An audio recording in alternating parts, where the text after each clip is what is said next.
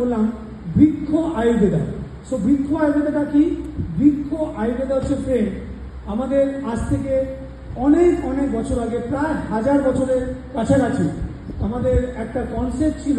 এই ভারতবর্ষ থেকেই এটা স্টার্ট হয়েছিল এবং সেটা কতটা এনরিচ ছিল সেটা বুঝতে পারবেন যে আজও কিন্তু ওই আয়ুর্বেদা বা যেটাকে আমরা বলছি প্লান্ট আয়ুর্বেদা, ইংলিশে বললে প্লান্ট আয়ুর্বেদা, বাংলা বলে বৃক্ষ আয়ুর্বেদা।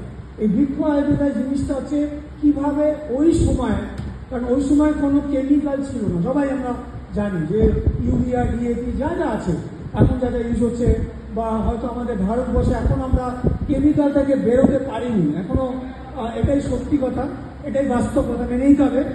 চেষ্টা হয়তো চলছে, কিন্তু আমরা এখনো কিন্তু কেমিক্যালই বেশি আছি, রাইট? তো এই যে বৃক্ষ আয়ুর্বেদা এই কনসেপ্টটা খুবই একটা ইউনিক কনসেপ্ট, খুবই সুন্দর, যেটা আজও কিন্তু প্রযোজ্য এবং যতদিন আমার মনে হয় পৃথিবী থাকবে, সভ্যতা থাকবে, যতদিন চাষ হবে ততদিন কিন্তু বৃক্ষ আয়ুর্বেদা থাকবে। তো বৃক্ষ আয়ুর্বেদা জিনিসটা কি, কিভাবে আমরা জৈবিক উপায়ে, প্রাকৃতিক উপায়ে গাছগুলোকে ভালো রাখবো, চারা বা বীজ থেকে কিভাবে অঙ্কুর ভালো বেরোবে, গাছটা বড় হবে, ফুল আসবে, ফল আসবে, পাতা আসবে, ডাল আসবে, রাইট? এবং আলটিমেটলি যেটা সবাই চাষিরা যার জন্য চেয়ে থাকেন, অপেক্ষা করে থাকেন, সেটা হচ্ছে আমরা সবাই জানি, এটাকে আমরা বলছি ফসল বা ফল, রাইট? যদিও মজা করে বলে যে কর্ম করে যাও, ফলের আশা